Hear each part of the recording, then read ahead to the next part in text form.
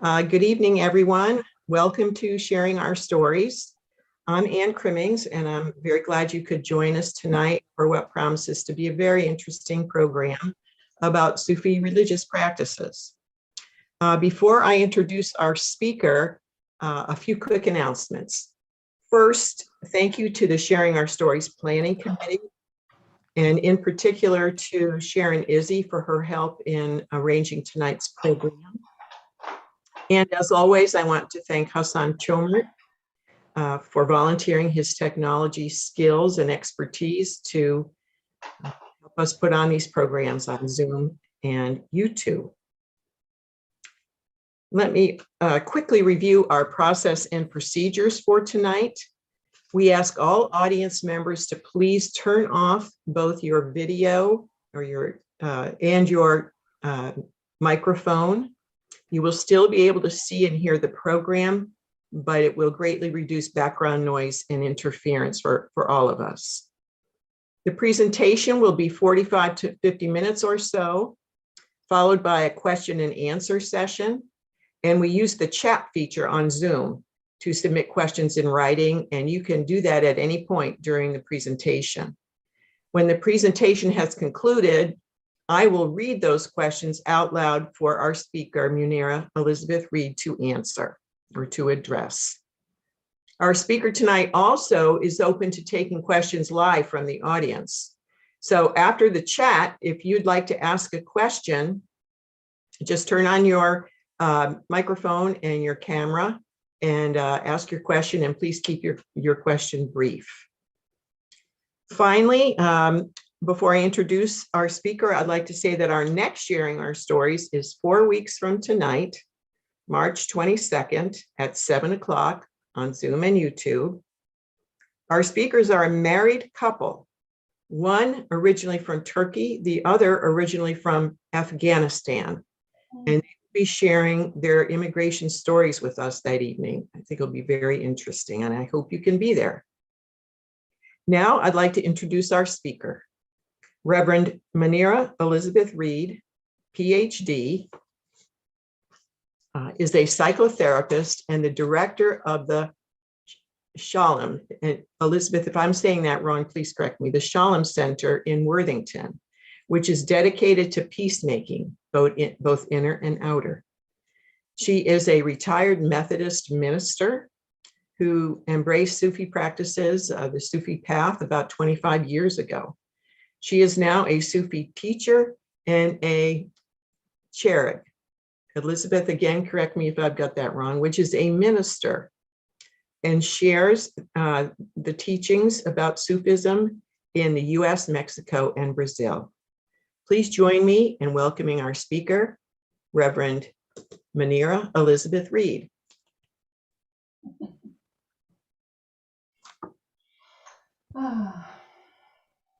I'm happy to be here and happy to be among those who have the opportunity to share their stories.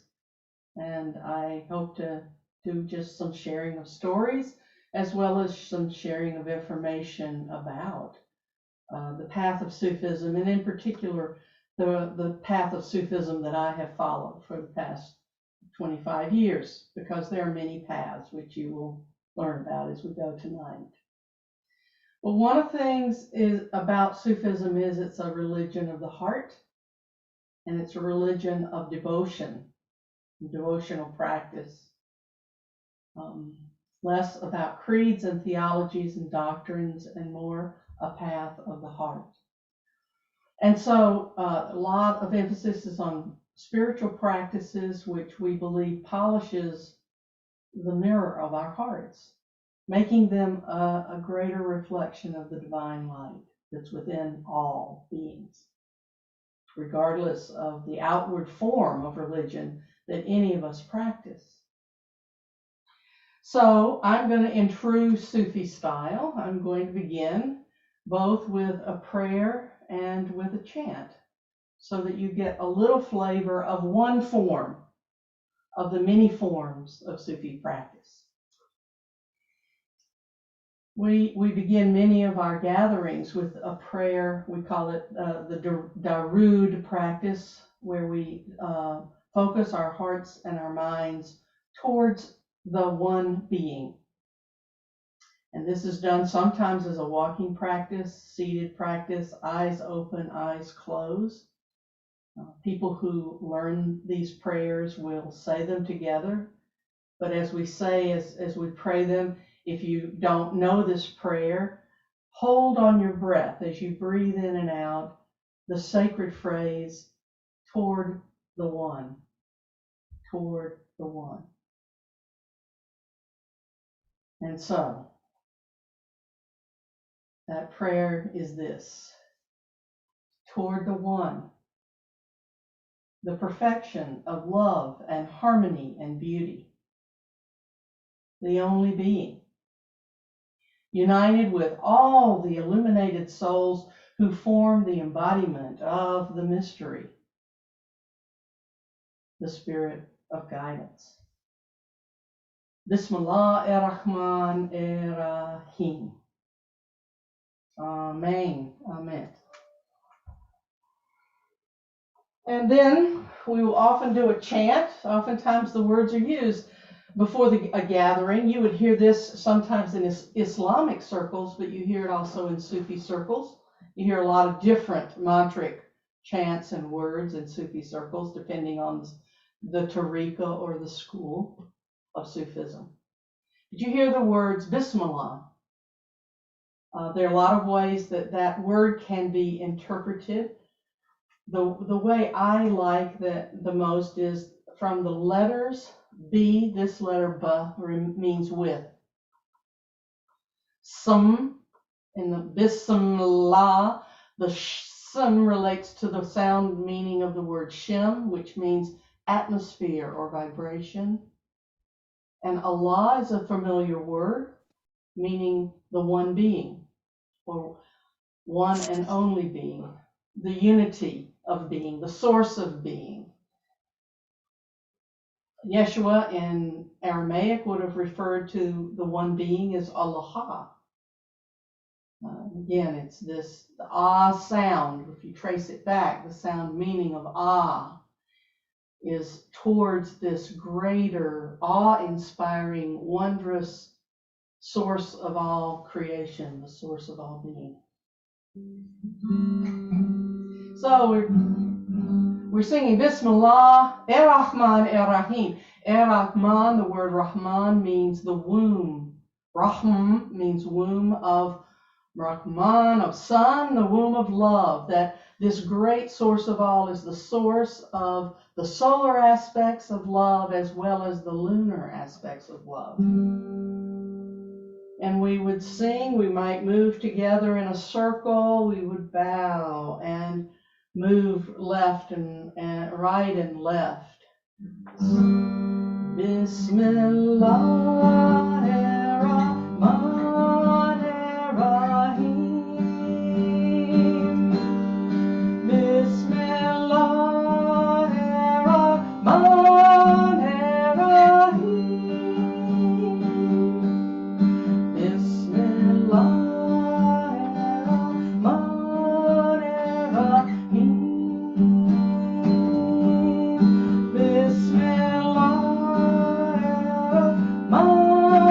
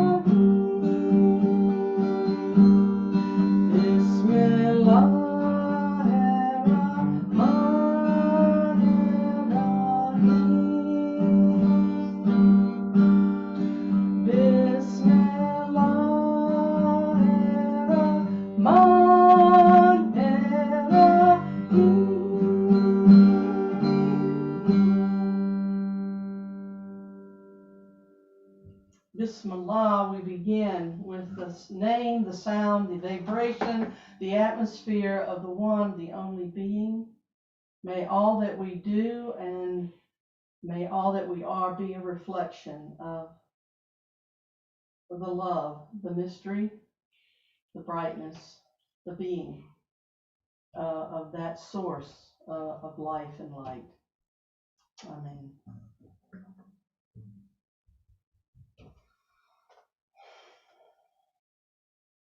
So, what is a Sufi?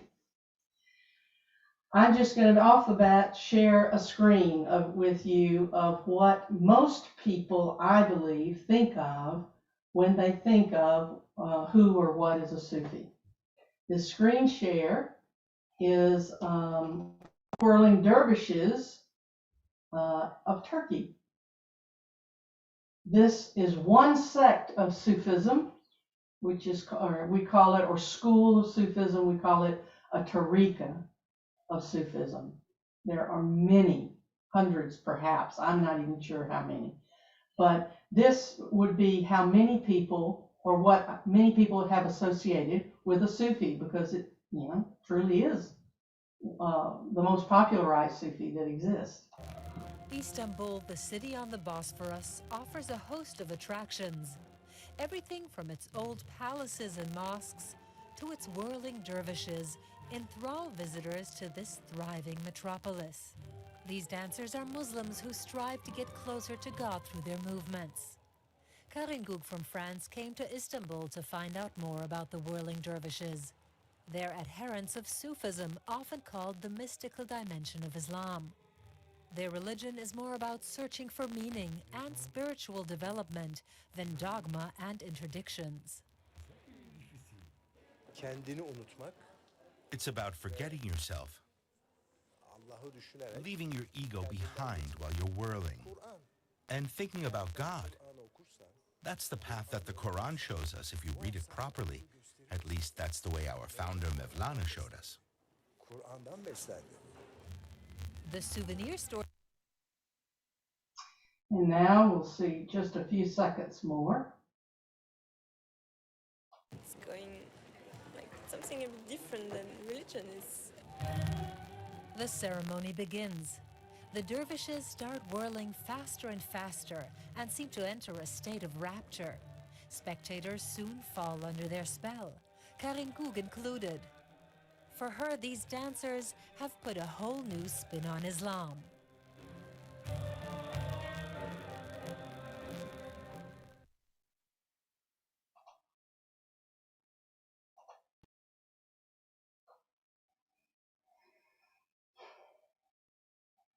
These are the Mevlanis.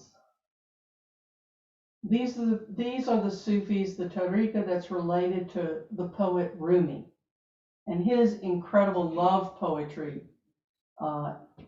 used all the time at weddings and on Valentine's cards and all kinds of places.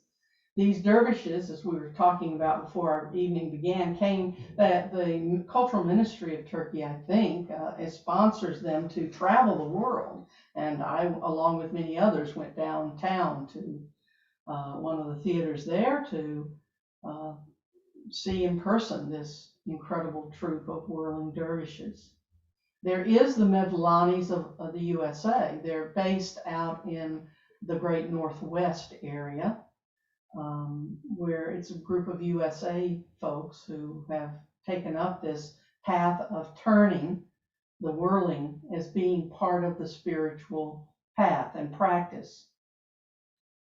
Just like the order that I'm a part of, which is called the Sufi Ruhaniyat International, took a different spin, and they do what's called dances of universal peace. It's like simple folk dances where we use mantric chants from religions all over the world as a way of creating peace. That's another practice. The Naqshbandi Sufis do dream interpretation. Most all Sufis do a form of practice called zikr or dhikr, either a Z or a DH, zikr or dhikr, which is seen as a a kind of chanted remembrance. It's a form of ecstatic practice to lose a sense of the ego, of the self, just as we could sing, or I could sing. I was hoping some of you were singing with me as we did the Bismillah. And even in a simple word as Bismillah, when done repetitively, one can lose a sense of the self and be caught up in the ecstasy of the sound, of the vibration, of its way of carrying us on wings in flight to our union with the beloved, however we may understand whoever, God, the source of all, whatever that being might be. I'm going to do some screen share now with some, and I hope that we don't have difficulty with any of these and that you're able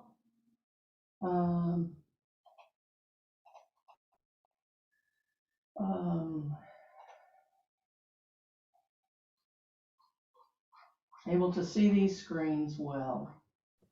I want to talk to you about the branch of Sufism that I've been involved with, which is a Western form of Sufism.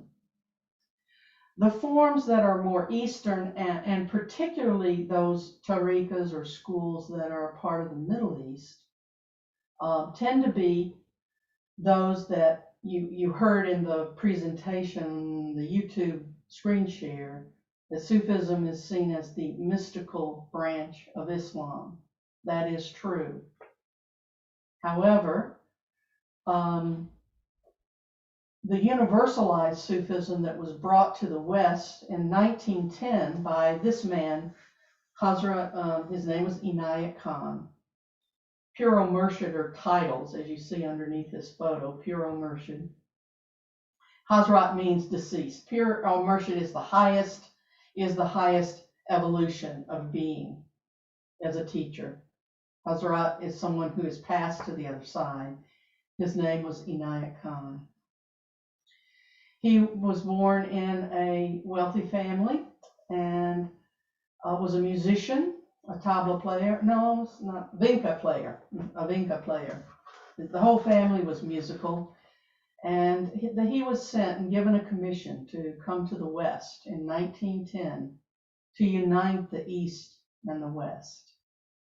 And with that vision and with that mindset, he came with his universalized message with an intent to try to help humans here see that at the heart of all religions, there's one being.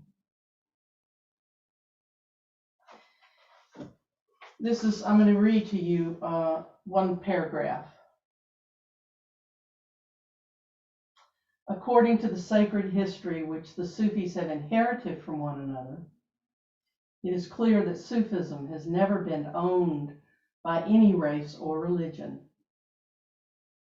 For differences and distinctions are the very delusions from which the Sufis purify themselves.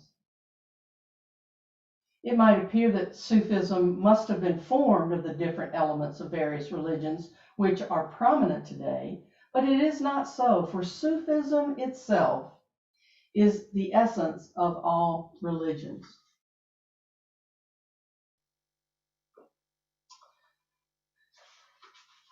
And so the story begins. These background are writings, mostly, I think, as I understand it, mostly these are condensations of talks that he gave. He wasn't as much of a writer as he was a speaker, but there were plenty of followers who were taking copious notes and also recording, even though at the time there were recording mechanisms available. But here we look at what's meant by the word Sufi. It's derived from the Arabic word safa or saf, which means literally pure. Pure, that is, pure from distinctions and differences. In Greek, It comes from a word, actually, that means wise, same word that we get Sophia from. To the question, are you a Christian? Are you a Muslim? Are you a Jew? The Sufi's answer would be yes rather than no. For the Sufi opposes no religion, but sympathizes with all. In fact, Sufism cannot be called a religion, for it does not impose either belief or principle upon anyone, considering that each individual soul has its own principles best suited for it and a belief which changes with each grade of evolution. Just think about that wisdom. Think about your own evolution as a spiritual being, your own evolution in personality, and the ways that your own construction of beliefs, of reality, of your cosmology, the view of the world, your beliefs about who God is, who the great teachers of religions have been, they all have changed as we evolve as a human being. The germ of Sufism, this is about origins, is said to have existed from the beginning of human creation. For wisdom is the heritage of all. Therefore, no one person can be said to be its propounder. It has been revealed more clearly and spread more widely from time to time as the world has evolved. So although Sufism is the essence of all religions and its influence is upon all, yet it can more justly be called the esoteric side of Zoroastrianism, Judaism, Christianity, and Islam. But it's not purely Zoroastrian esotericism devoid of Jewish influence, nor is it a Jewish mysticism free from influence of Christianity. Or is it neither is entirely Christian wisdom that was untouched by the morals of Islam. It's justifiable to call it the spirit of all religions, even of those as foreign to it as Vedanta or Buddhism. So Sufism, as a summary, was intellectually born in Arabia, devotionally reared in Persia, spiritually completed in India. And for the last 40 years, the direct and indirect influence of the East has prepared the ground in the West for the seed of the Sufi message. Every event has its time, and it's been ordained by supreme will that East and West shall now unite in the bond of love and wisdom, which neither politics nor commerce can bring about, but only the call of God, the Lord, both East and West. So these words were being spoken by Hazrat Inayat Khan in the 1910s and 1920s, and still have profound meaning and wisdom for us today.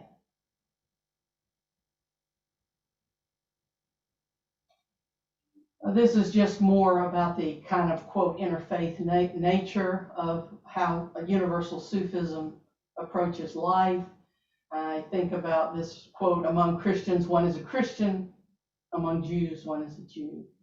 Among Muslims, a Muslim. Among Hindus, a Hindu. For a Sufi is with all, and thus all are with the Sufi. Sufis allow everyone to join them in their brotherhood, sisterhood, and allow themselves to join in any other. They never question what's your creed, nation, or religion. Neither does a Sufi ask what are your teachings or principles. If you call a Sufi brother or sister, one answers as a brother or sister. And then in the subsequence, it goes through various connections to all these religions.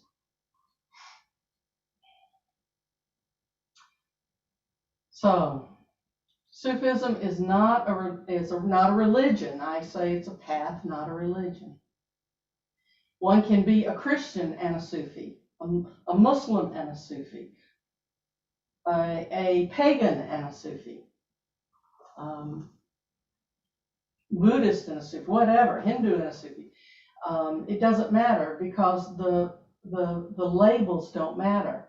Are you a seeker of real connection with the divine? Are you someone who believes in that the polishing of the heart brings forth our hearts to be reflections of the divine? We live a life of service from that place. Take my hand, you're a Sufi. So here are the 10 Sufi thoughts. There's one God, the eternal, the only being. None exist save one. There's one spirit of guidance who constantly leads sincere followers towards the light. There's one holy book, the sacred manuscript of nature, the only scripture which can enlighten the reader.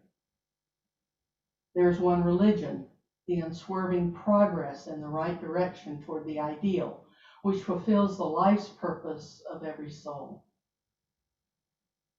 There's one law, the law of reciprocity, which can be observed by a selfless conscience, together with a sense of awakened justice.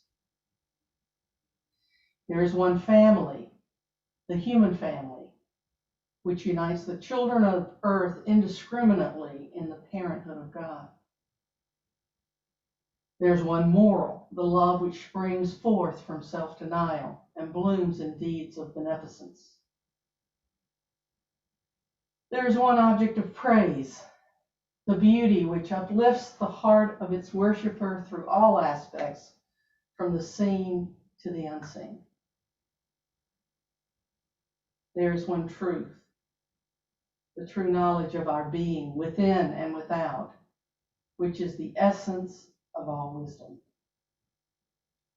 And 10, there is one path, the pilgrimage from the limited self to the unlimited, which raises the mortal to immortality, in which resides all perfection. And the 3 Sufi purposes: to realize and spread the knowledge of unity, the religion of love and wisdom, so that the bias of faiths and beliefs may of itself fall away, and the human heart may overflow with love, and all hatred caused by distinctions and differences may be rooted out. To discover the light and power latent in humanity, the secret of all religion, the power of mysticism, in the essence of philosophy, without interfering with custom or belief. And 3, to help bring the world's 2 opposite poles, east and west, close together by the interchange of thoughts and ideals, that the universal family may form of itself, and people may meet with people beyond narrow national and racial boundaries. Another picture of a more pensive and reflective Inayat Khan. And that is more the story of his life.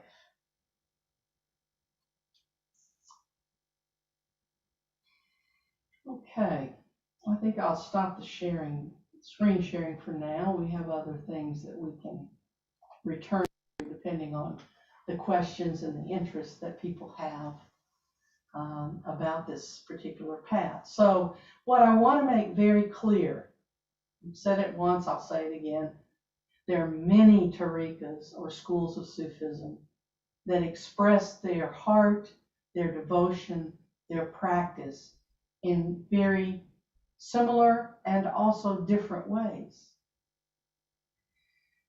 Who I am as a Sufi is different from who another person down the street may be, or who a person across the world is, depending on who my teacher is. How does one become a Sufi? One finds their teacher, or the teacher finds them. You fall in love. You find someone whose heart is a heart that you say, I want to be in the stream of that blessing. That person has something, some connection, some wisdom, something, and that path is something that has something to offer to my life. And then as one interacts with the person or the group or community or sangha that you're attracted to, eventually one may say, I'd like to become an initiate or a follower. And then one takes what is called bayat or initiation, a very simple ceremony where you take hands. It's hand to hand, heart to heart. And you take hands with this initiator who initiates you into this path of search and of celebration of blessing.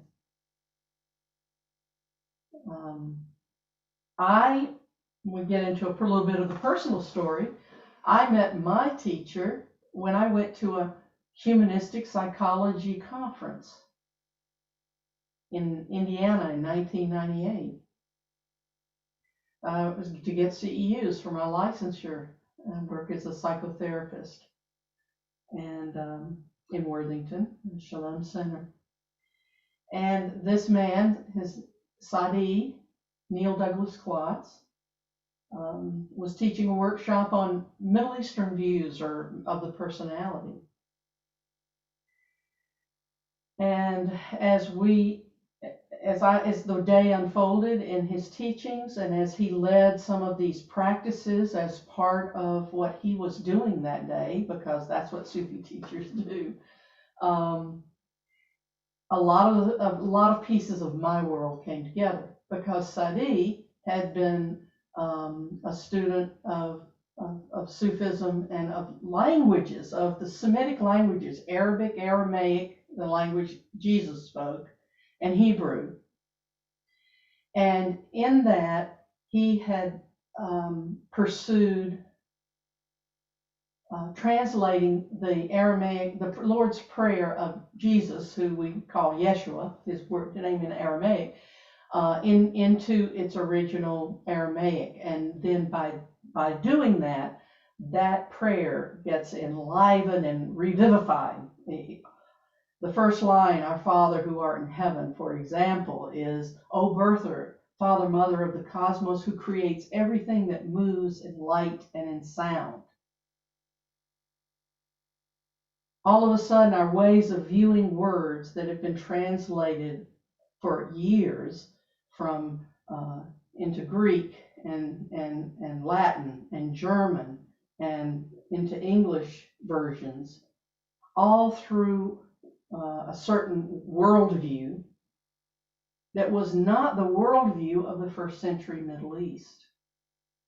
So as a Sufi, he's going back to those sound meanings of the letters, like I said, B meaning with, the Shem, the vibration, the atmosphere. All of a sudden, these words are coming alive in a different way, and these prayers and these texts of the Bible,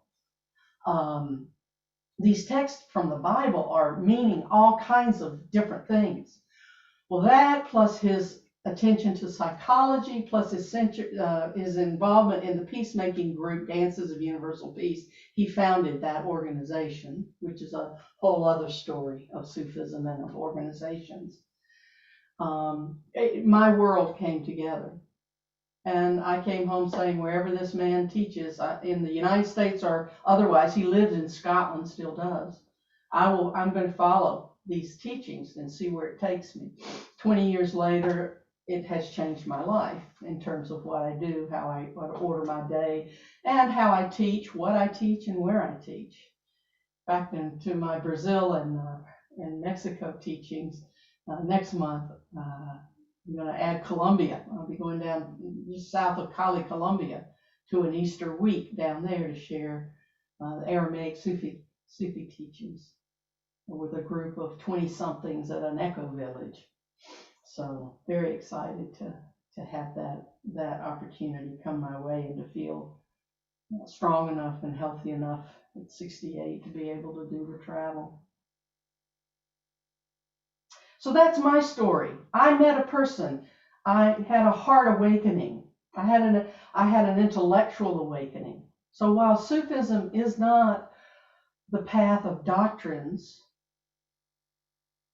and organizations,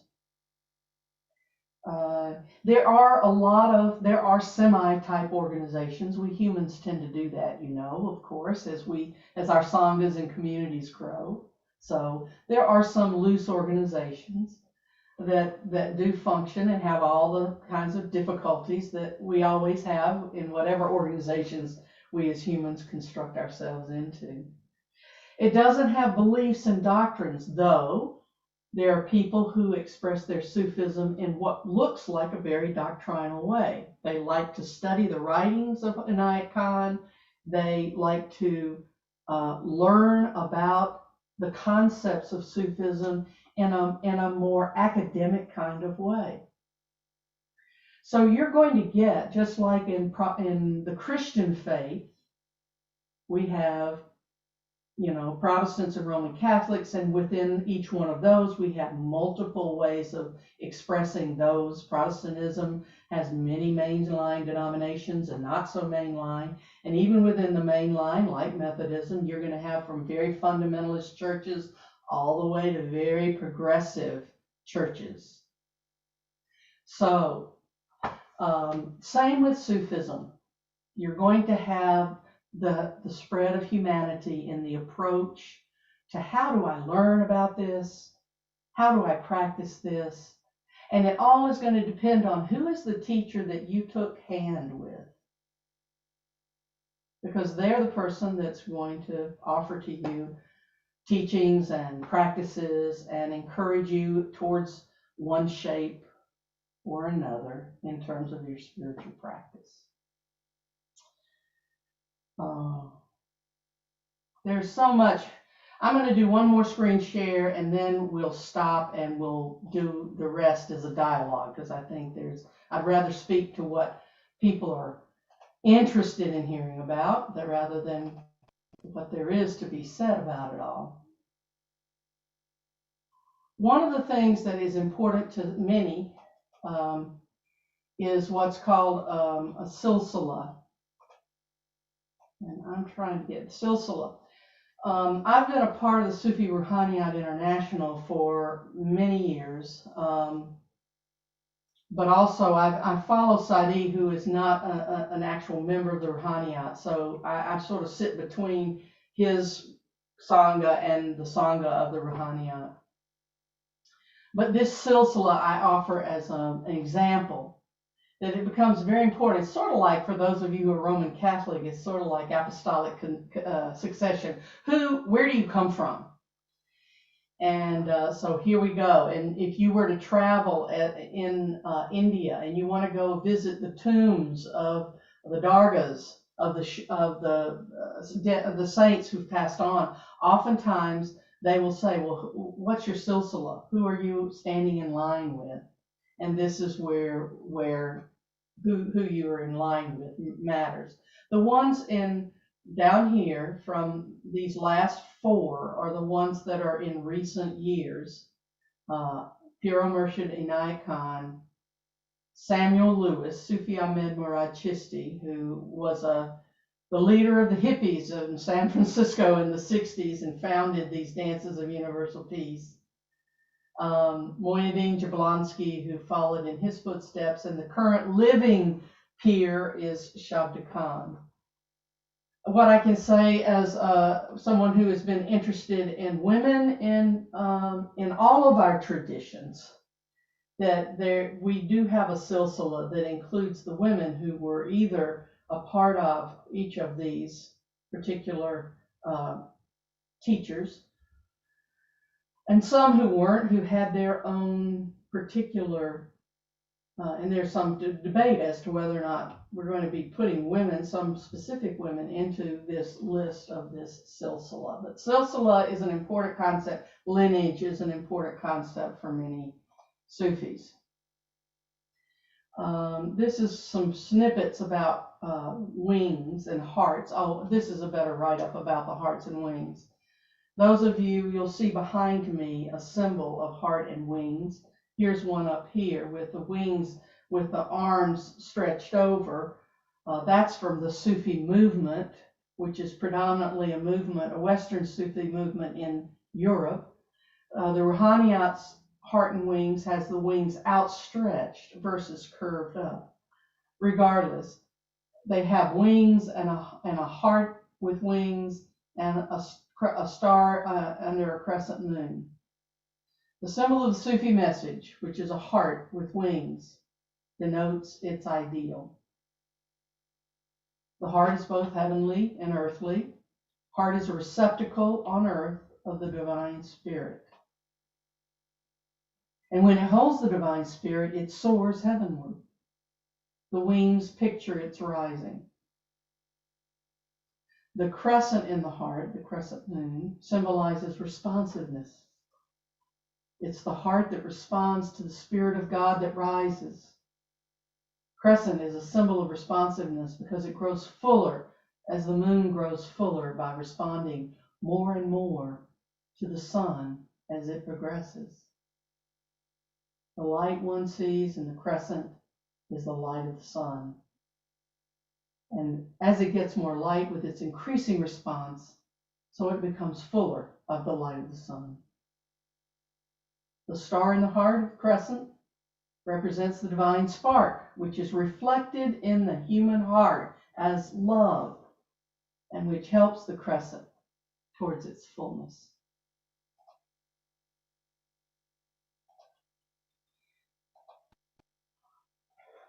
Okay, it's about that time. I think I'm going to stop now, and rather than launch into other aspects of where we are, I think I'd rather respond to some of the questions that we have and see if we can do this more as a dialogue. Elizabeth, we do have a couple of questions on chat that might get things started. From Barbie Anderson, were you still an active Methodist minister when you embraced Sufism? Any reaction to that from your denomination? All right, that's a good question, and it has its own stories with it.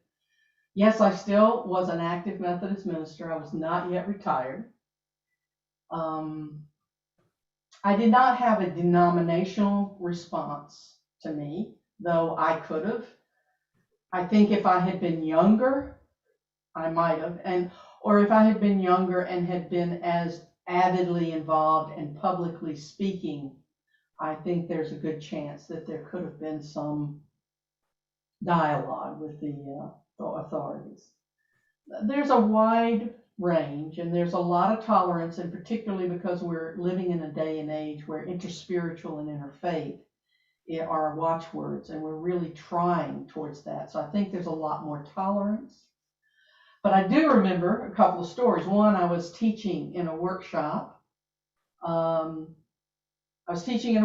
Tennessee to a group of ministers about psychology, actually. I was thinking psychosynthesis. And I really was pressured and pushed about theology and not being Trinitarian. That this kind of unity of being could not reconcile with Trinitarian theology. And particularly about the being of Yeshua, of Christ, and certainly a lot of the scriptural bases that we have that many Christians have for saying that the way of the Christ is the only way. Now, I have a lot more answers to that. Neil has actually done an entire Sounds True. Those of you who know Sounds True it does a lot of spiritual books and resources and tapes and such. And he's done a whole series on the I am statements of Jesus, which have been those statements that have been used at times as battering rams, really, of judgmentalism against other religions. And I have a lot more answer from the study of the language itself about what that might have been pointing to. But you can't get away from the fact that if you believe in a strict Trinitarian theology, that it's hard to put this kind of theology into it. Luckily, and that was actually what helped me decide. I went very quickly from undergrad to grad, seminary into the ministry. I had 27 years, and at 25 you can retire. You couldn't get your benefits. I wasn't old enough at the time. but it allowed me then to just move over to the side. Though I still have a lot of clients who are ministers, I still do workshops and teachings with Christian or spiritual groups. There are many people who are caught by these kinds of words, but there are equally people who are very put off. But the same in Islam. Neil, while he's worked to widen views of Christianity from the ancient text and the language itself, he's been working with a sheikh, Fadlallah Haeri, in South Africa. And this fellow is doing the same thing. He's an older gentleman. He's doing the same thing with fundamentalist Islam. He is using deep study of the language and more poetic renderings that open it up and expand it back to what might have been an earlier rendering, and blowing out these old rigid fundamentalist views of Islam. So it's happening, not just in the Christian world, but also, and Rabbi Arthur Waskow within Judaism is doing the same. He's done the same thing, as have many progressive rabbis. It's happening all over the world. It's happening everywhere. That those who are seeking unity are finding the connections, and they're finding it not only from a heart place, but from an academic place, from a language place, from a study of religions place. And I think it's very exciting. So, long answer to a short question. Yeah, I got some backlash. I probably escaped some because I was close enough to retirement to then move myself away from any fire that might have come. Najma asks, who invited Aniyat Khan to the West? How did he come to be a missionary to the West, if you will? I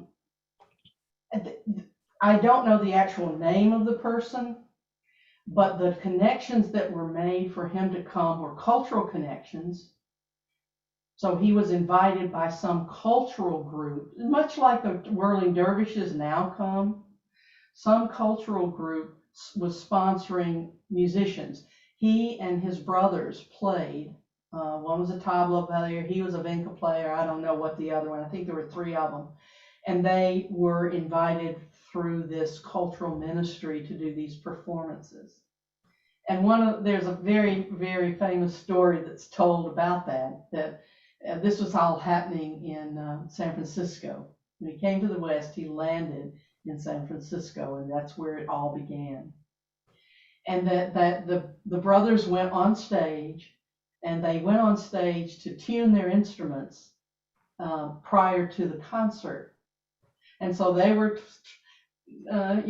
doing strings and playing and warming up, but this Western audience had no relationship to Eastern music. And so when they got finished with their warming up and stood up and left before the performance, everyone applauded because they thought that was the performance.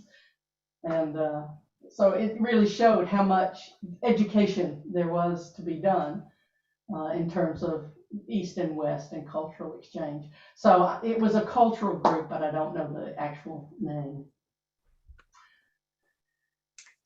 From Pat Hardesty, please explain the multi-faith wall hanging behind you.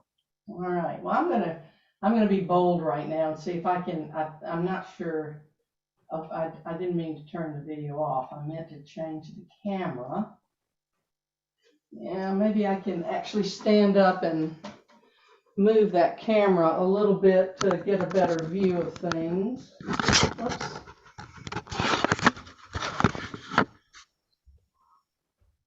It's just not going to happen. Okay, I'll walk over here a little bit. Can you see it now? Yeah. There you go. There is, and I'm not going to go through every one of these, but this is simply a Hawaiian artist who created this lotus, and within each petal is a symbol of one of the world religions. So there's indigenous, there's the Ankh, there's the goddess, there's Sikh, there's Sufi, there's Jewish, there's Yin Yang, there's the Zoroastrian, There's lots of symbols. She has a whole series of prayer flags and prayer cloths with lots of different symbols of different religions. This is just simply one artist rendering of all the beauty of all the religions as a lotus.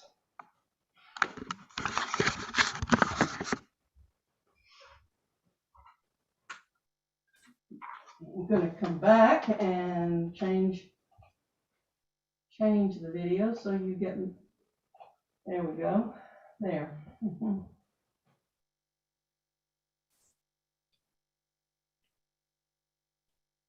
Okay.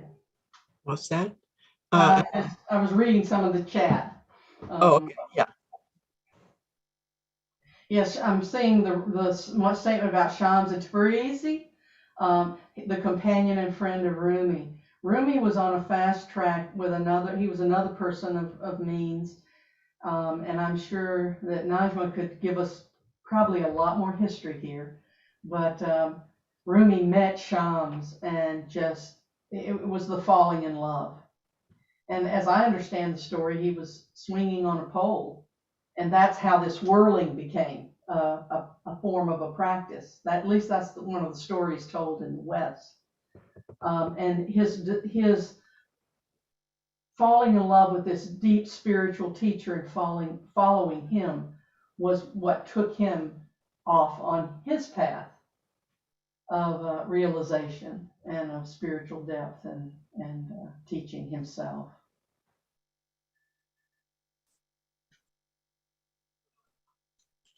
She also asked if Inayat Khan is a Gawal.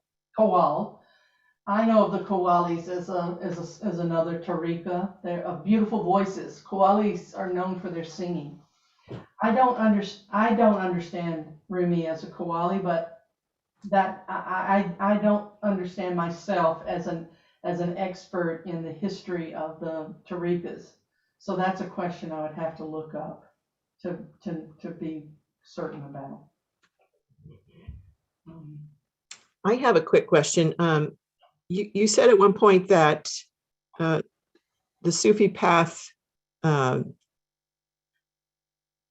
orders your day, influences how you order your day. Could you just tell us a little bit about what that means? Mm-hmm.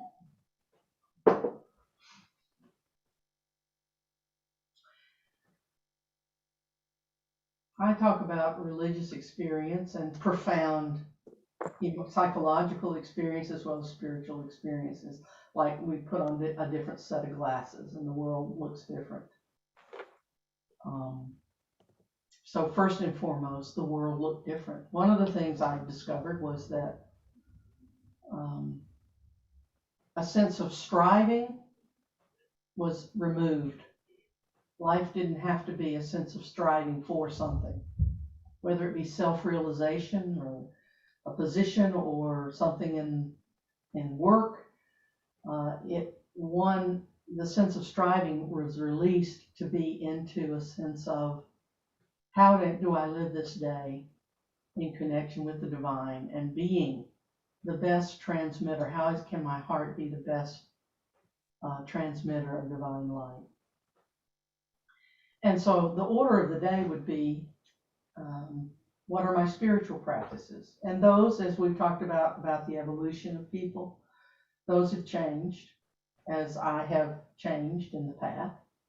You go to workshops, you go to retreats, you read books, what everyone does. And then you speak with whoever your guide is, and that gives you ways of practicing, doing. I always begin a day with what's called the elemental healing breaths. There are breath practices. There are many breath practices within Sufism. I happen to do these ones that are called the elemental healing breaths. Then there are what are called wazifa practices, where you're perhaps reciting one of the divine names of the one being. And that might change depending on what's happening in your life and a quality that you're working to realize more in your life or in the world. So the order of the day has to do with what are the practices I'm drawn to and that I'm working with. And it orders my day differently because as a Sufi teacher now, I have my own students and I go to places where I'm teaching. So obviously my life had to be ordered. I had to start seeing clients only in my practice that, as we call it, the worried well, people that can stand for me to be gone for, first it would be for a weekend perhaps, but sometimes if I'm traveling to Brazil, it'll be 2 weeks, or Mexico, I might even go for 3 if I can go to language school as part of that. So it shaped how I did my practice. How can I create a life that allows me to do what is mine to do in the world? Now, my process led me into becoming a teacher. There are obviously many more Sufis whose process leads them into simply how they order their life in terms of prayer, practice, service in the world, or the kinds of things you're interested in reading, the kinds of conversations you're interested in having with people, the kinds of gatherings that we used to have before COVID, but the kind of gatherings you're interested in being a part of, whether you're a teacher or not. We call it, in the second line of the prayer of Yeshua, I'll refer back to that, the hallowed be thy name, there's a talk about the hallowed word has to do with hollowing out space within ourselves. That when our lives are so full and the fullness may be wonderful, but it might be a bunch of clutter that has to be cleared out for something to move in. And it's like the hallowed also has to do with what's the axis on which my world turns. And anytime we have any kind of life-altering experience with our health, in a relationship, in a job, with a spiritual teacher, that axis takes a shift. And oftentimes life gets reoriented around it. So, that's what happened more and more and more, a lot more than what I had even thought it was going to be. Ultimately, I knew it was going to be big. I knew it was big. I didn't know how big it would be for me. Others find, no, there's just a little gentle moving. There's a little course correcting of life. I'm reading a few different books, or I'm finding, meaning in a few other kinds of groups or relationships. But that's what I meant by that. Okay. We have another question here from Pat Hardesty. What is on the table in the corner? It looks like an altar or maybe a memorial shrine to Inayat Khan. Okay. There's actually 2 of them. But Inayat Khan is there. Samuel Lewis is there. A little globe of the world, and a group of people in a circle. Circles are pretty critical for the path of Sufism, particularly the dances of universal peace.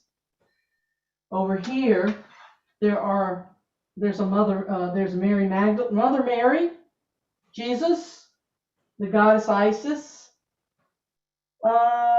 Ganesh, a Native American heart, a Buddha. Those will change. I have many symbols, and to be honest, depending on the event that's happening and what I'm called to for that particular event is what comes to the altar.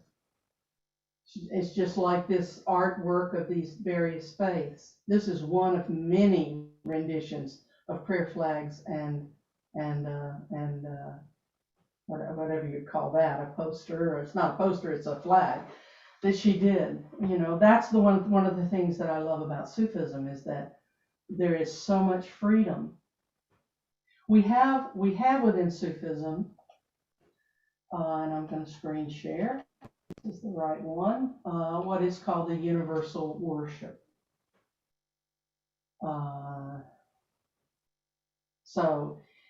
It's been organized in the hope of all prophets, prayer and desire of all souls, the light given in all forms. And so you put on the altar Buddhist scriptures, the Quran, the Bible, the teachings of Krishna or Zarathustra, because Inayat Khan felt that these should be known by everyone. The work of the Sufi message is to spread the unity of religion, not to promote a particular creed or any church or religion, but to unite the followers of different religions and faith in wisdom, so that without having to give up their own religion, they may strengthen their own faith and focus the true light upon it. In this way, a greater trust and confidence will be established in humankind. So you would light and these candles that represent, and in this various religions, well, now in the universal worship, there may be 17 candles. Sometimes we say we're just doing symbolics and we don't do 17 or 23 or whatever. So additional candles can be lighted for other traditions. And then there are prayers that are said. And readings from the world religions. And these are examples. Hazrat Inayat Khan, two things about him. Number one, he gave up, at one point he knew he had to give up his music. He gave up his love as a vinca player because he knew at some point he had crossed the line to become a Sufi teacher. And that his path was not about entertaining people with music, but was really to speak to them at a soul level. That was a significant experience in his life. Another thing to know about him is that he was very observant. He will cite writings where he talks about speaking to people in their culture. He was not afraid to adapt things to the times and to the culture and to the ways that spoke to a culture that was different from how it was, for example, at his home in the East. So theosophy was very big at the time, but also he was going to churches and seeing people in regular worship kinds of experiences or ritual. And so this universal worship service was created in the 1920s. Think about that. But he knew enough to go, we're going to put it in a form that looks like what people in this culture are used to seeing. You walk into a building, there's an altar, we light candles, we say prayers. He understood the need to speak to people in their language, and not only their spoken word, but the language of their culture. Another question has come up. Does Inayat Khan consider himself like a prophet? There's several questions in here. If you're looking at chat, I'll just read them so everyone. Mm-hmm. He consider himself like a prophet. Are you still reading your Bible? Do you think the word of God is parallel to Sufi teaching? And finally, does Sufi celebrate the birth of Christ and Easter? Did Inayat Khan consider himself like a prophet? There's nothing that I have read that says he did. I look at his life and what he did, what he created as being prophetic, in my understanding of prophetic. I don't think he saw himself as a prophet, but as a servant of the message of love and harmony and beauty. And he lived a life of a lot of struggle. If you read his biographies, it wasn't like he had an easy life of it. He made his way across the United States. He married, he had children. He made his way across over to Europe. He died an early death, which is actually, as I understand it, there's some question around his death. There were ways in which organizations were growing up and then becoming difficult. you know, as we get say, who controls who, and when there's organizations and money involved. So I'm going to say he had the struggles of any human, and I doubt that he had a sense that he was a prophet. He was a servant of God who understood he had a passion and a message to give. And to me, that's a prophet, just like there have been many wonderful prophets in many religions. Am I still reading my Bible? Yes, and I read my Bible. I have many Bibles, actually. Many Jewish scriptures, and many Christian scriptures. I also read Quran. I also read the Bhagavad Gita. I read indigenous writings. Those are all the scriptures for me. But the Bible, I grew up a Christian. That is the centering path. One can't take that out of one's being. Yeshua is a primary model for my life, though I have the same reverence for all the great prophets and teachers. For me, that is I would say I'm a Sufi Christian. Do I think the Word of God is parallel to Sufi teaching? At its best, I think all scriptures are all words of God, and they are all parallel with each other. And the Sufis celebrate birth of Christ and Easter, not as legal holidays, not as religious holidays, but gives reverence to gives reverence to Yeshua. Yeshua is Sadi actually ended up teaching a whole workshop retreat on Jesus and the Sufis and the relationship where you find Jesus in the Quran and honored in the Quran, and some of the ways that you see Sufi and Christian symbology interweaving, particularly along the Silk Road in the Middle East. There is connection. One of the most interesting things about the relationship with Christianity and Islam is that, and Sufis, is that Mary, the mother of Jesus, is mentioned.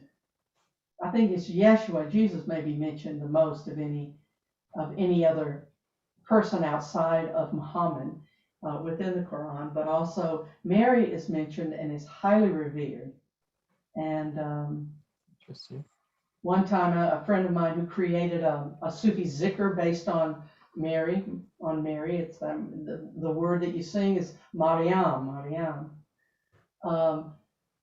She was inspired when she read an article about a bombing that had happened somewhere in a Muslim country.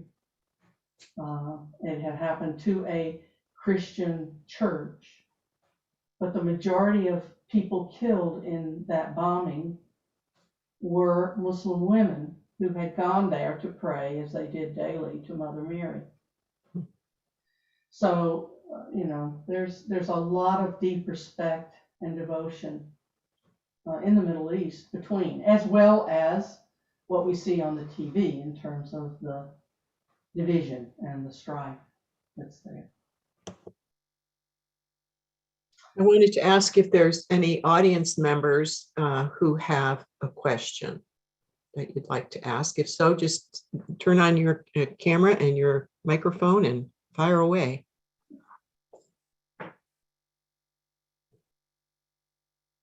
Anybody have? I had a quick question about, are there other ecstatic practices that are common on the Sufi path in addition to dancing or swirling? Zikr that I mentioned can become quite ecstatic. It's repetitive chanting of names of the divine.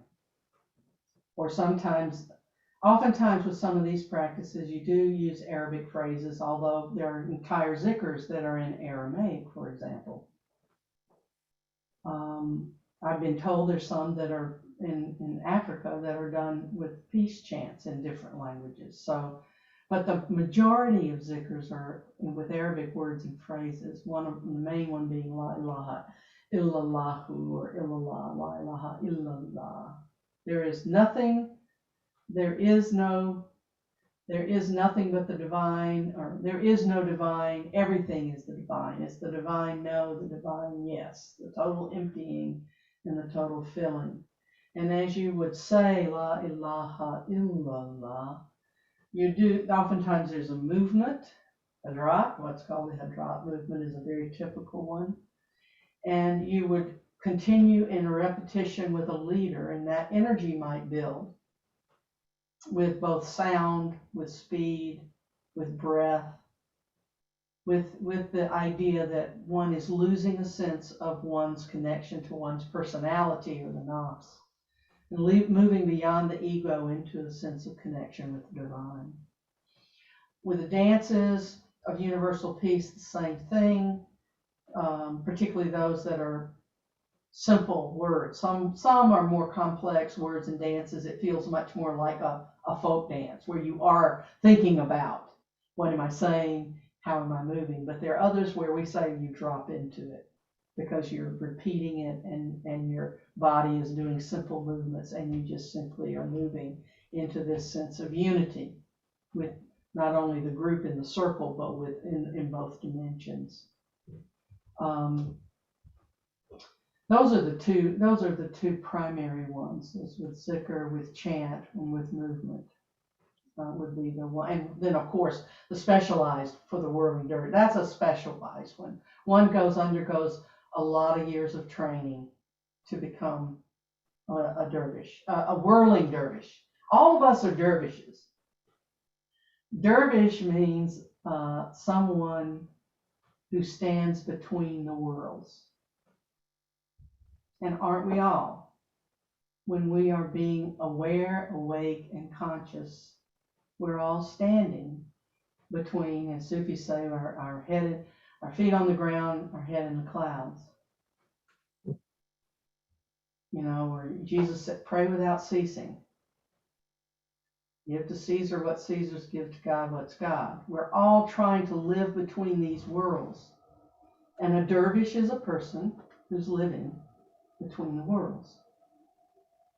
So, Neil has written a dozen books, more than a dozen, and most of them relate to Aramaic. But one that doesn't is called The Sufi Book of Life, 99 Pathways of the Heart for the Modern Dervish. And they're about these 99 names of God and meditations to do on the 99 names. It's a devotional practice book where he talks about being a dervish and standing between the world. So I'm seeing a couple of other questions, and then we'll probably be finished. Is Sufi similar to the Universal Life Church, non-denominational religious organization?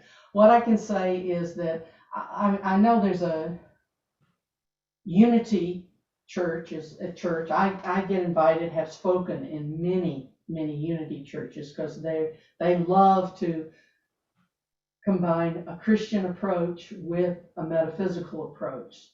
So those two love the work of Neil because it appeals to that kind of audience. Neil's work is also for those who have been involved with Matthew Fox's Center for Creation, Culture and Creation Center Spirituality, because it's deeply embedded with creation spirituality. He taught on that faculty actually for many years before they moved to Scotland. The Universal Life Church, as I understand it, all the what they call New Thought churches, where unity and universal life are in that paradigm within Protestantism. Yes, there's a lot of love and practice in between, and they do a lot of inviting of Sufis and people who've worked with Neil. So the answer to that is yes. Does one who is a non-Sufi need to convert to marry a Sufi person? Absolutely not. No one needs to do anything but just be their full being of who they are. Nothing's required. No. Anybody can marry anybody.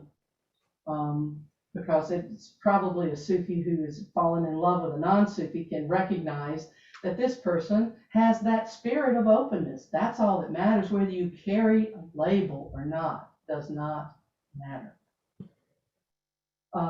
Can I give the name of my teacher again? Yes. His Sufi name is Saadi. It's Saadi. That's an ancient Sufi who was known for his incredible intellect and teachings. But his name is Neil, Neil Douglas, as it sounds, Klotz, Klotz.